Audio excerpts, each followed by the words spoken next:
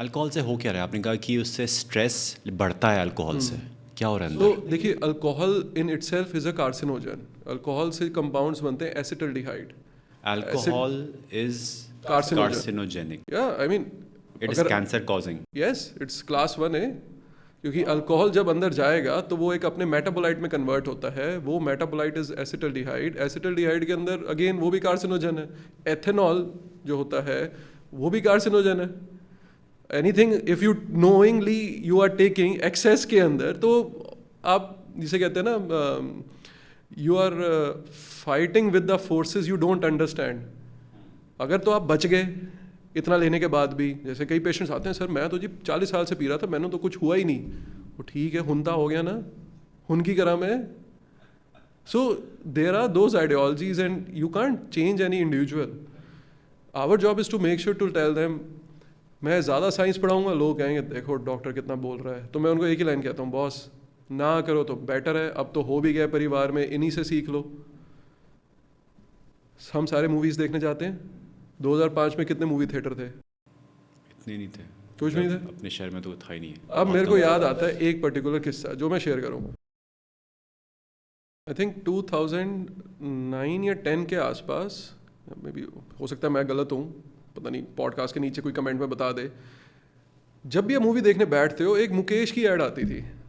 Add का trailer दिखाते थे कि मुकेश के यहाँ पे, मुकेश इतना अच्छा था, वो स्मोकिंग करता था, टम्बाकू करता था, और उसके इतना बड़ी ग्रोथ आ गई, ट्यूमर था, और देखो अब मुकेश चला गया. वो वीडियो मैंने हर मूवी से पहले देखी है. जितने भी मैंने थिएटर में गया हूँ मैं आज. अब वो मुकेश नहीं, I think there is another trailer जो उसमें एक लेडी के बारे में वो बता रहे हैं, and she is taking tobacco and now वो अब नहीं रही हैं इतना ऑपरेशन वगैरह कराने के बाद. अब इंफॉर्मेशन रिले की जा रही है, बट उसका इम्पैक्ट ग्राउंड लेवल पे ज़ीरो है. हमारे को लग रहा है कि हमने वो वीडियो देख ली, हम बच गए, that's it.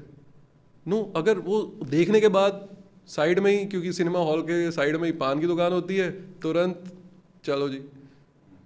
I remember an instance की मूवी हम देख रहे हैं और इंटरमिशन के अंदर भी, इंटरवल के अंदर भी लोग पॉपकॉर्न नहीं खा रहे, वो पहले पान की दुकान पे चले गए. So how to change that ideology? 2005 या 7 से पहले ना हमारे पास इतनी ज़्यादा एक्सेस थी चीज़ों की, ना अल्कोहल की इतनी एक्सेस थी. अवेलेबल थे बट सरप्लस में कभी भी नहीं अवेलेबल थे. आज तो आप जाएं किसी भी रेस्टोरेंट में जाएं, बार मैंने तो सर वो ऐसे ही पकड़ा देते हैं. 2005 में नहीं होता था, 2007 में भी नहीं होता था. क्यों? क्योंकि हम डेवलप हुए, हमारी जीडीपी बढ़ी, हमारे पास फंड्स, ऑब्वियसली मिडिल क्लास और ग्रो करी, तो हमारी हैबिट्स चेंज हुई. जो पहले कॉन्सेप्ट था कि जी घर में खाना खाना है, अब क्या हो गया? जोमेटो करो या ऐप बेस्ड हो गया. एप्स एक क्लिक पे सब आ जाता है. अब आप ब्लिंकिट भी कर सकते हो. You can get that food और food product within 8 minutes. तो इससे अलग प्रॉब्लम क्रिएट हो रही है, ओबेसिटी बढ़ रही है, और फीमेल्स के अंदर हार्मोनल डिसबैलेंसेस हो रहे हैं. Obesity can further increase your hormonal imbalances. तो ईस्ट्रोजन के अंदर और इम्पैक्ट आ रहा है. जितना हायर ईस्ट्रोजन जाता है एबनॉर्मल रेंज में, it can further culminate into breast cancer. तो ओबेसिटी आप देखिए 2007 से कितना बढ़ रही है.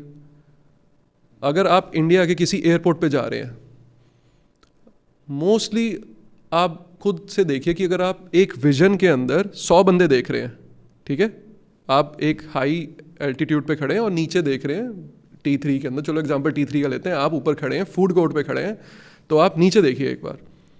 आई एम श्योर कि उसमें से 80% की बेली यहाँ तक आई हुई होगी. और ये हैबिट क्यों चेंज हुई? क्योंकि हर चीज़ सरप्लस में होगी.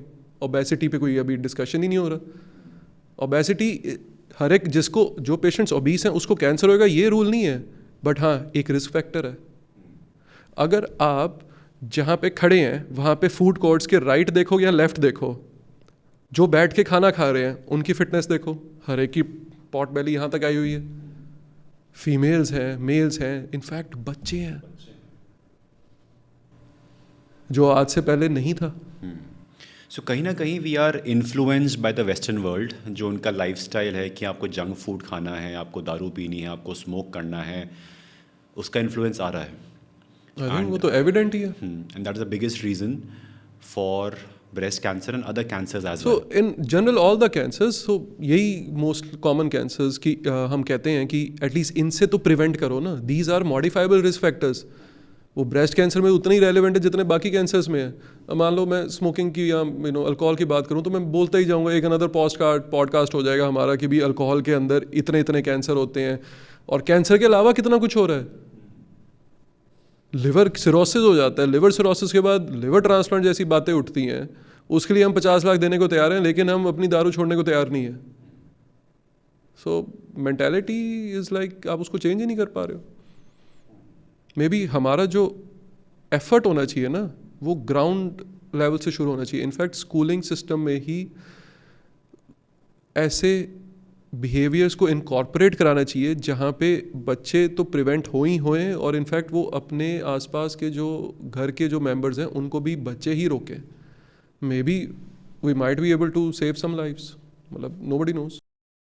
अभी हम बात भी कर रहे थे इस पॉडकास्ट से पहले, जो आपने कहा था कि स्कूल टाइम में हम में से कितनों ने ये पढ़ा है अबाउट हेल्थ, क्या पढ़ना चाहिए क्या नहीं पढ़ना चाहिए. एंड अगर ये चीज़ इंट्रोड्यूस हो जाए एट द स्कूल लेवल, तो जब बच्चे लोग ग्रास्प करेंगे तो घर पे अगर देखेंगे आपने आसपास कि क्या पेरेंट्स खा रहे हैं, गलत खा रहे हैं, तो दे वुड क्वेश्चन कि नहीं. They absolutely. Will not be influenced by the media जहाँ पे उनको जंक फूड एडवर्टाइज किया जा रहा है. सो अब वही है ना कि ये it's not one solution. This is not the मतलब प्रॉब्लम इससे भी और बड़ी है. हमने स्कूल में एड्रेस करना ये तो देखो एज सिविक सेंस ये तो होना ही चाहिए. जैसे हम सिखाते हैं ना कि भी आप सड़क पे कूड़ा मत फेंको, बचपन में ही सिखा देते हैं ना, लेकिन तब भी कोई सुनता ही नहीं है. तो अगर हम बचपन में सिखा भी दें, उसका इम्प्लीकेशन कन्वर्ट होना सबसे ज़्यादा इम्पोर्टेंस रखता है. क्योंकि हमारी सिखाई हुई कोई भी बात अगर वो घर पे रिले ही नहीं हो रही है तो उसका क्या फ़ायदा. मैं आजकल देख रहा हूँ मदर्स जो हैं वो चिप्स के पैकेट पकड़ा देती हैं बच्चे को, बच्चा चुप हो जाएगा. प्रोसेस फूड इतना इजीली दे देती हैं, जहाँ भी पता है कि भाई for the first 6 months you are just suppose to breast feed, माँ का दूध पिलाना है. उसके अंदर तुम क्यों कंफ्यूज कर रहे हो चीज़ों को. तो 6 महीने दूध पिलाना तो बस वही करो ना. उसके अंदर अगर कोई मेडिकल इशू आ गया है या कोई ऐसी सिचुएशन क्रिएट हो गई कि आप ब्रेस्ट फीड नहीं कर पा रहे हो, then you can give top feed. But उसके अलावा why are you giving top feeds. This is nature. हम नेचर को डिफाइन नहीं कर सकते. एलोपैथिक जो साइंस है वो भी आपकी बॉडी को ही समझ के तो बन रही है ना. एब्सोल्युटली. हमारी जो दवाइयाँ बनाई गई हैं वो बॉडी के किसी मैकेनिज्म को समझा है, उसके अंदर से वो चीज़ एक्सट्रैक्ट करी है, तब वो दवाई बनी. राइट. और अगर कोई प्लांट बेस्ड मेडिसिन भी है, हमने जब पाया कि भी उस प्लांट के अंदर से ये मेडिसिन का बेनिफिट, आपको जान के हैरानी होगी कि जितनी कीमोथेरेपी हैं हमारे पास वो प्लांट बेस्ड एक्सट्रैक्ट्स हैं, वो प्लांट या सी बेस्ड एक्सट्रैक्ट्स हैं. तो अब आप कह रहे हैं कि सर वो तो बड़ी टॉक्सिक है. क्यों? क्योंकि जो हमने जब साइंस ने इवॉल्व किया तो उसी के अंदर हमारे को पाया गया कि जब आपने वो चीज़ें एक्सट्रैक्ट करी और उनको हाई क्वांटिटी में दिया है तो उनका एंटी कैंसरस इफेक्ट है. तभी मोस्ट जो इनकन्वेंशनल कीमो है वो सारी वहीं से तो बनी है, प्लांट से, प्लांट बेस्ड बनी है. So do you also feel कि people who are non vegetarian उन्हें कैंसर ज़्यादा होता है? So not all. जो रेड मीट कंजप्शन है, जो सबसे ज़्यादा हमारे पास इस टाइम स्टडीज़ अवेलेबल है, वो है association of the red meat with colon और रेक्टल कैंसर. एंड सबसे इम्पॉर्टेंट उन फैमिलीज़ पे है जो बहुत ज़्यादा कंज्यूम्स करते हैं इसको.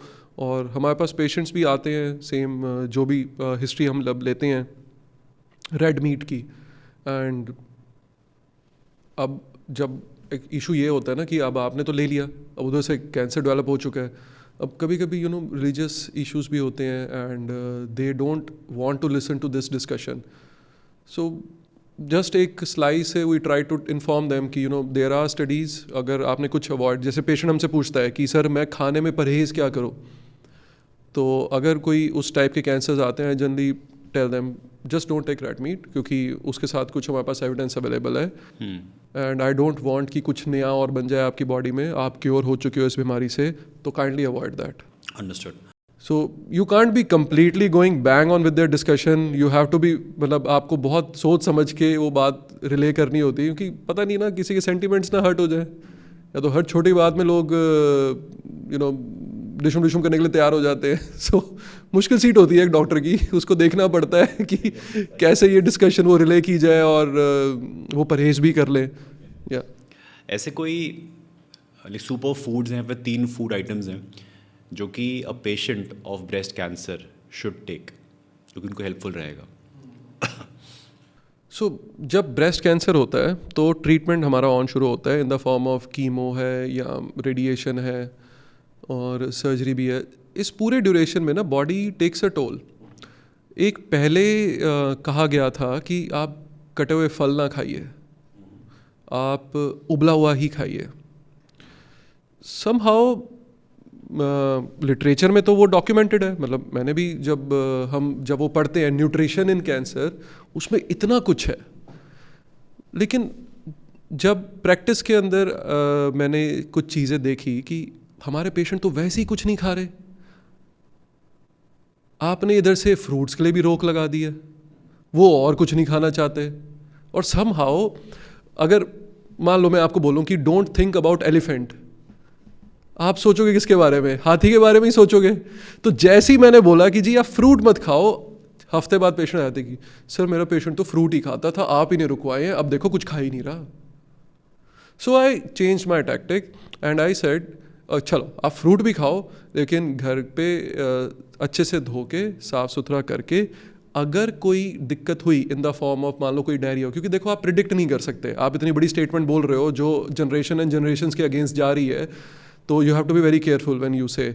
तो मैं हर एक को ये कहता हूँ कि आप इनफैक्ट जो खाना है आप खाओ, घर में होम कुक्ड फूड खाओ, प्रेफर वो करो, और बाहर का मत खाओ. अगर फ्रूट्स भी खाने हैं आप बिल्कुल खा सकते हो, लेकिन साफ़ सुथरा करके और उसको धो के अच्छे से, कि ताकि कोई भी पेस्टिसाइड या कोई भी इन्फेक्टिव कंपोनेंट उसके साथ इंजेस्ट ना हो जाए. हम सारे क्या डरते हैं कि अगर कोई आप बैड फ्रूट खा लो या कोई बैड, जैसे कई लोग बाहर जाके जूस पी लेते हैं. अब आपने भी देखे जूस कॉर्नर्स के अंदर कितना हाइजीन होता है. थोड़े दिन पहले, आज से आई थिंक 6-7 महीने पहले, किसी ने कलरिंग एजेंट मिक्स करते हुए भी पकड़ा था किसी को. वो जूस नहीं बना था, उसमें कलरिंग एजेंट डाल के पिलाया जा रहा था. सो जब ऐसी सिचुएशन होती है और कैंसर पेशेंट ऐसी चीज़ कंज्यूम करता है तो उनको डायरिया हो जाता है, और वो डायरिया इतना मतलब डिजास्टर्स होता है कि कभी कभी तो हमारे को पेशेंट को आईसीयू में शिफ्ट करना पड़ जाता है. जैसे आज डायरिया शुरू हुआ और 2 दिन के अंदर पेशेंट ने इन्फॉर्म नहीं किया हमारे को, तो उनकी किडनी शट डाउन में चली जाती है क्योंकि वो डिहाइड्रेटेड हो जाते हैं. सो व्हाट आई हर्ड कि अगर किसी को कैंसर है या ब्रेस्ट कैंसर है, उसको ये फ्रूट्स नहीं खाने चाहिए, तो क्या वो सिर्फ मिथ है या फिर इज देयर सम एविडेंस कि अनार नहीं खाना चाहिए, ये नहीं खाना चाहिए? नहीं, मैं तो देखो ऑब्वियसली ये एक ऐसी डिस्कशन है, इसका कभी कोई हेड टू हेड ट्रायल तो होनी नहीं है. मेरे पास कभी कोई एविडेंस, इतना कोई सॉलिड एविडेंस तो आना भी नहीं है. बट अभी तक जितने भी पेशेंट्स को मैंने अलाउ किया फ्रूट को, वो मेरे से खुश तो बहुत है. ये एक लॉ है डॉक्टर है कि जो कह रहे थे कि जी फ्रूट खा लो और जूस भी पी लो. हाँ, with only one term and condition कि अगर आपने कोई फ्रूट खाया और उसके बाद आपकी तबीयत खराब हुई, बस आप उस फ्रूट को एक्सक्लूड कर लो. भाई आपने कीमो ले ली, कीमो की दवाइयाँ चलेगी. अगर आपने ऑरेंज जूस पी लिया, और कईयों को हो सकता है ऑरेंज जूस के बाद डायरिया हो जाए, दैट डजंट मीन कि ऑरेंज जूस बैड था. That means your body is not ready to accept that kind of juice. So kindly avoid that, shift to another juice. मतलब you can't predict for each and everything, क्योंकि हमें भी नहीं पता होता कि भी होने क्या वाला है. तो I tell each and every one of my patients कि आप घर के अंदर जो भी साफ़ सुथरा खाना है आप उसको खाइए, बेहिजक होके खाइए. अगर कोई प्रॉब्लम लैंड होती है किसी भी फ्रूट से, जस्ट स्टॉप डूइंग दैट और स्टॉप ईटिंग दैट. एंड अगर जो प्रॉब्लम डेवलप हुई है, मेरे को इन्फॉर्म ज़रूर कर देना. कहीं ऐसा ना हो कि जब तक इन्फॉर्म करने आओ तब तक पूरा डिहाइड्रेट हो जाओ और मैं आईसीयू में हैंडल कर रहा हूँ वो situation. So yeah I think cancer patients should take their calories the way they want, क्योंकि आगे जब चलते हैं ना कैंसर पे ट्रीटमेंट में, तो एपेटाइट कम हो जाता है. और यहाँ मैं पहले ही उनको परहेज बोल रहा होता हूँ.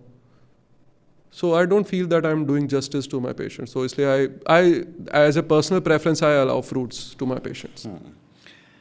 मेरे पास एक स्टैट है, कहते हैं कि the breast cancer, I repeat, the breast cancer incidence rate in women under 50 has risen faster, about 1.4% per year between 2012 and 2022 than in women over 50.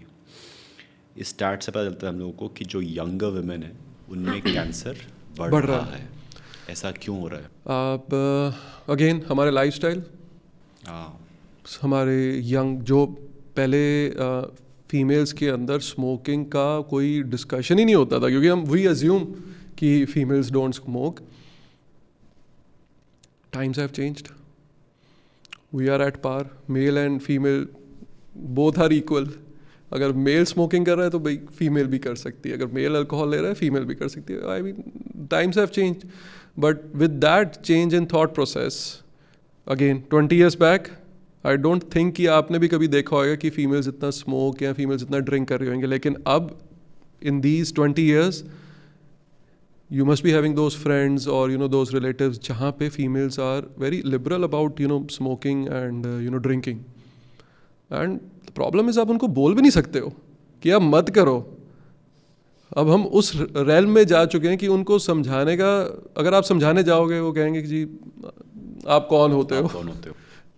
तो क्या So- ऐसा है कि जो इम्पैक्ट है अल्कोहल का वो अलग अलग होता है on male body and female body, कि फीमेल की बॉडी तैयार नहीं है to take the same amount of alcohol जितना मेल ले सकता है? देखिए, ये तो भगवान ने जो बना के दी है बॉडीज़, वो तो उनके पास अपनी अपनी इंडिविजुअल पावर्स हैं. मैं किसी की स्ट्रेंथ और वीकनेस पे डिस्कशन नहीं करूँगा. मैं बस ये बोलूँगा कि जब आप अल्कोहल देते हो तो एसिटल्डिहाइड जो होता है, जो वो कन्वर्ट होता है बॉडी में, उसके कुछ आफ्टर इफेक्ट होते हैं. उस आफ्टर इफेक्ट की वजह से ईस्ट्रोजन की जो प्रोलिफरेशन है, ईस्ट्रोजन की वजह से प्रोलिफरेशन ऑफ ब्रेस्ट सेल्स है वो और बढ़ जाती है. So again smoking can also cause cancer. Alcohol can also cause cancer just by sheer making excess production of estrogen, and that is one of the reasons that young females should try to avoid as much as smoking and alcohol. क्योंकि देखो available वो है, आप क्यों खतरे से जंग लड़ना चाहते हो? तो अवॉइड कर लो, बेटर है. मेल्स के अंदर ईस्ट्रोजन की मात्रा नहीं होती है. Males is most probably testosterone driven. तो ये नेचर का हमारा एक डिस्क्रिमिनेशन है. बट ठीक है, जो नेचर है हमारे को उस हिसाब से चलना है. So we need to cut down on smoking and alcohol, specially in the younger. क्योंकि जो आप टाइम फ्रेम बता रहे हो 2012 से लेके और 22 तक, उसमें यही तो चीज़ हुई है, क्योंकि लाइफस्टाइल बदल गए हम सबके.